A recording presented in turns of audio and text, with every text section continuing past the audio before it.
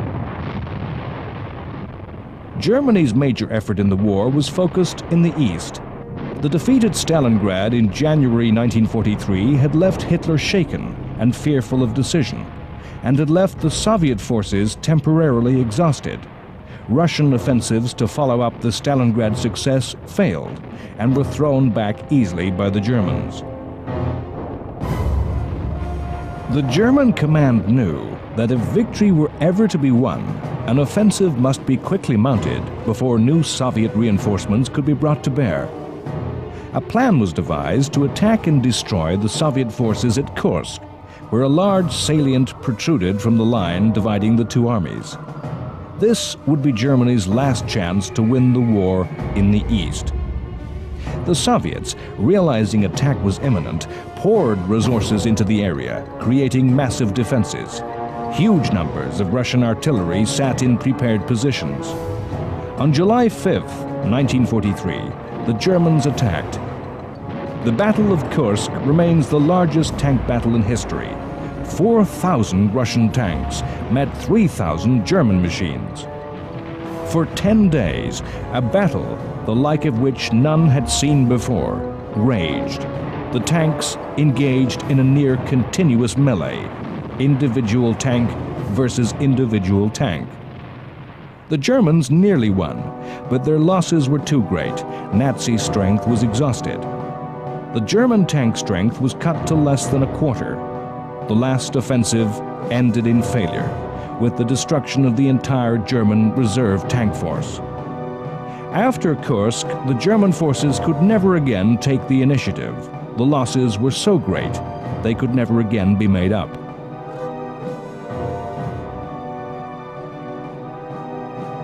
Hitler ordered that the German army retreat behind a specially constructed line of defenses, to be called the East Wall, and hold that line.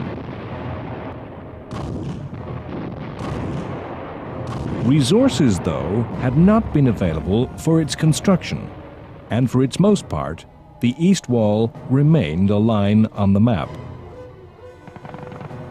The Russian forces paid heavily for their victories in the expenditure of both material and human life. Yet in sharp contrast to the Nazis, the numerical strength of the Soviet forces continued to grow, drawing on the vast reserves of the huge Soviet population and country. Following the summer, the Soviet army paused to regroup and plan for an offensive in the winter, under conditions that naturally favored the Russian soldier. As the first frosts of the winter fell in October and November, the Russian army began attacks across the whole length of the front. The initiative lay with the Soviets. Their vast material advantage over the Germans enabled the Red Army to strike where it desired, where the Nazi enemy's strength was at its weakest. In the coming months, the Russian army would deal alternating blows as a boxer throwing punches to the left and then the right, constantly hammering the opponent into retreat.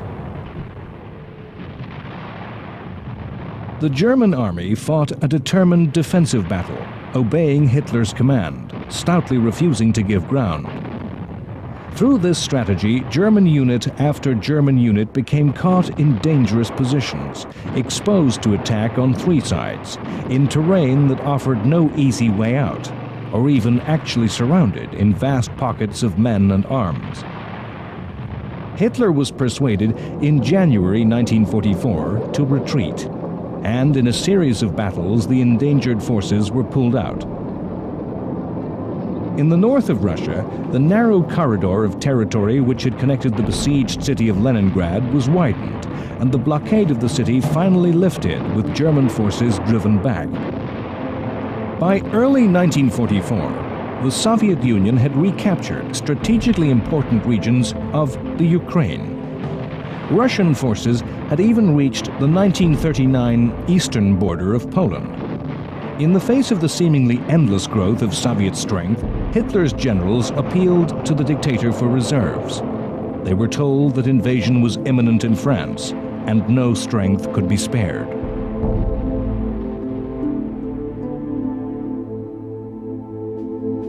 In the summer of 1943, when the Battle of Kursk was at its height, Hitler had been distracted by yet another challenge from the Allies.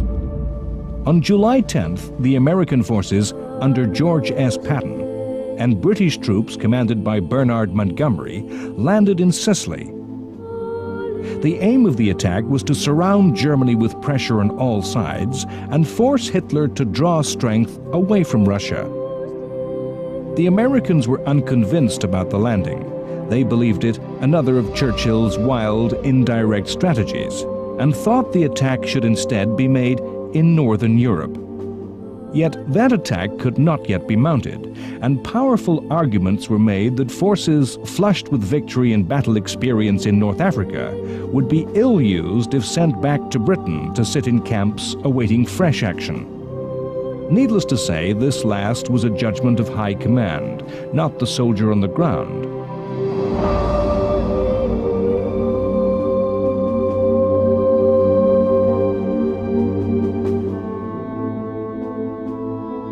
The invasion of Sicily was to a pattern repeated in the latter years of the war.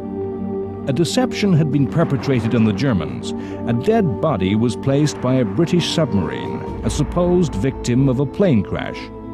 The dead man carried papers which said that the preparations aimed at Sicily were a ruse, that the real target was Greece. The Germans were fooled. The pattern of closely coordinated attacks by the armies, air forces, and navies of different countries meant that the British and American forces landed against only weak opposition.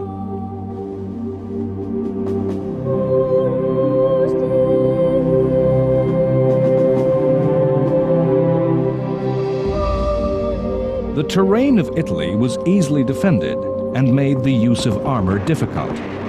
The Italian forces fought weakly and half-heartedly, but German forces made stiff resistance.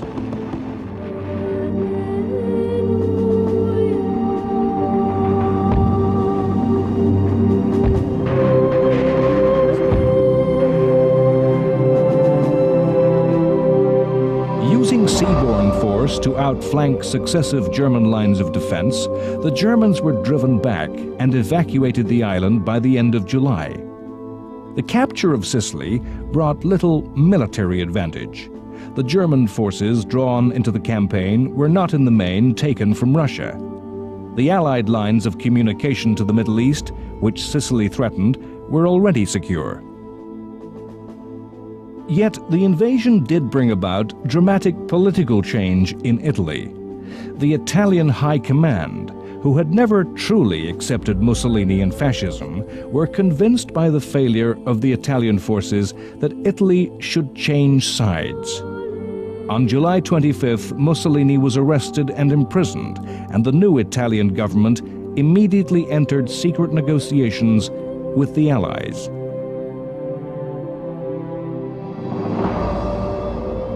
In early September, British forces landed at Calabria, in the toe of Italy. A few days later, on September 8th, the Italian government surrendered. The Germans had anticipated this, and the Axis ally rapidly became an Axis-occupied country. The next day, a combined British and American force landed at Salerno, south of Naples. The aim of the two landings was to capture southern Italy in a giant pincer movement.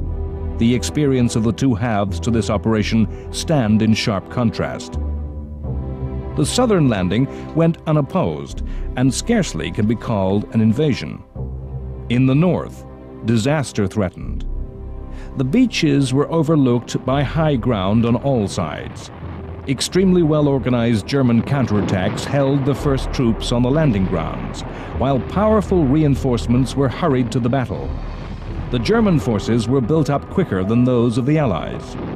The airfields that the Allies captured and intended to use for reinforcements were kept under fire by the Germans. New weapons, the earliest guided missiles, were used by the Nazis to attack warships supporting the invaders. Within days, the Americans and British were in a desperate position, and plans were being made for evacuation.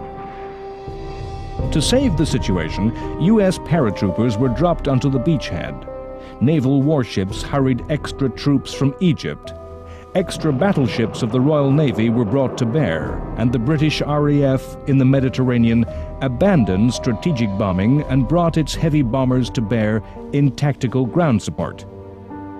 Eventually, the other half of the Allied forces coming from the south joined up, and simple weight of numbers made the German forces withdraw to form a new defensive position to the north. While the fighting at Salerno was at its height, German special forces made a daring raid and rescued Mussolini from his captivity. The Italian dictator was installed by the Germans as the dictator of a tiny fascist puppet state in the north of Italy. The comparative success of the Germans at Salerno convinced Hitler that the Italian campaign should be fought in a spirit of complete defiance, that not a centimeter of ground should be yielded. The campaign was to become a long drag of attrition, to be fought up the entire length of the Italian peninsula. The Allied armies were forced to make frontal assault after frontal assault against prepared German positions. Wider demands on Allied resources meant that the British and American armies were matched numerically by the Germans. Only in air power did the Allies have an advantage. The German troops were of the highest quality. Their defensive positions dug in place in steep rocky hillsides were not easy targets for the air forces. The Germans had only to defend. Shortages of fuel did not affect troops which had no need to maneuver. The Italian campaign saw the greatest involvement in World War II by South American forces. Brazil had declared war upon Germany in response to the intense provocation of repeated U-boat attacks upon Brazilian shipping. 25,000 Brazilian troops took part in the fighting in Italy. The fighting in Italy has been described as that part of World War II which most came to resemble the First World War, where attackers were forced to make assault after assault against fixed lines of defenders, with vast expenditure of life for tiny gains of territory. If there was a battle that was the equivalent of the Western Front, it is the Battle of Monte Cassino. The German army held a tall hill, atop which sat a medieval monastery. The hill dominated the entire line separating the armies. It was a position that controlled the whole front. No progress could be made unless the Allies took the hill that the Germans had made into a fortress. Between January and May 1944, a series of battles were fought to take Cassino. Ever heavier bombardments were piled upon the town and hill that created ruins that made the defenders' task even easier. A succession of commanders poured more and more troops in a succession of attacks that appeared to grow increasingly fruitless. Bad weather compounded the difficulties of the attackers. Soldiers who had fought in both battles said the terrain resembled that of the Battle of the Somme. To the north of Cassino, the Allies made an attempt to break this deadlock. At Anzio, on the coast, another combined amphibious landing was made. It would threaten the Germans at Cassino. It could threaten to attack Rome and capture the Italian capital. This attack, too, became bogged down against determined German attacks that were both well-planned and skillfully improvised by some of Germany's better troops. The Germans forced the Allies to reverse their strategy. Attacks had to be redoubled upon Cassino to relieve the pressure at Anzio. The spring of 1944 saw a dramatic change in the war in the air. In response to the heavy losses inflicted by the fighters of the Luftwaffe, the United States Army Air Force brought a new weapon into play, the P-51 Mustang long-range fighter. The British Royal Air Force held that any fighter capable of making the mission deep into Germany alongside the bombers would not in effect be a fighter. The weight of fuel such a craft would have to carry would make it impossible to obtain a performance to match that of Germany's excellent fighters.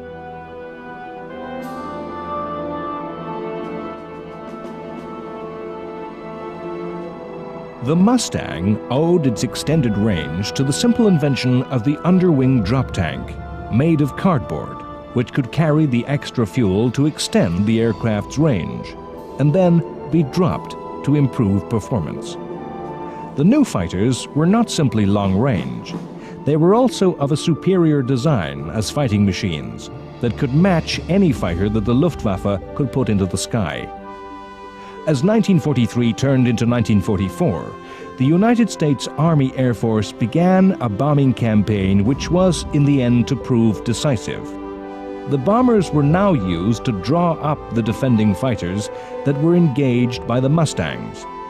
Now, the war of numbers, the war fought in the factories of industrial might, began to tell against the Germans. The Americans were able to slowly and systematically destroy the Luftwaffe's fighter force plane by plane, pilot by pilot. In February, mass attacks by the long-range fighters were coupled with bombing raids by both RAF and US Air Forces aimed at German fighter production. Factories were targeted for the full weight of the Allied Air Forces. Plane by plane, pilot by pilot, the German Air Force was destroyed. As its strength grew weaker, the task of those pilots that remained grew more difficult.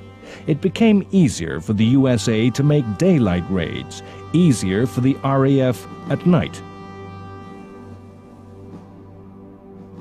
In the late autumn of 1943, for the first time, all three leaders of the Allies met together at Tehran, in Iran. Britain and America agreed that the invasion of France would go ahead in the following year, accompanied by landings in the south of France. Stalin agreed that the Soviet Union would mount an offensive in the east at the same time.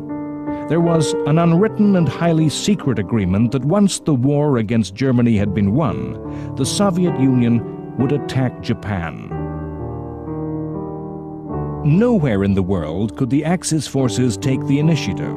Nowhere could they carry war to their enemy.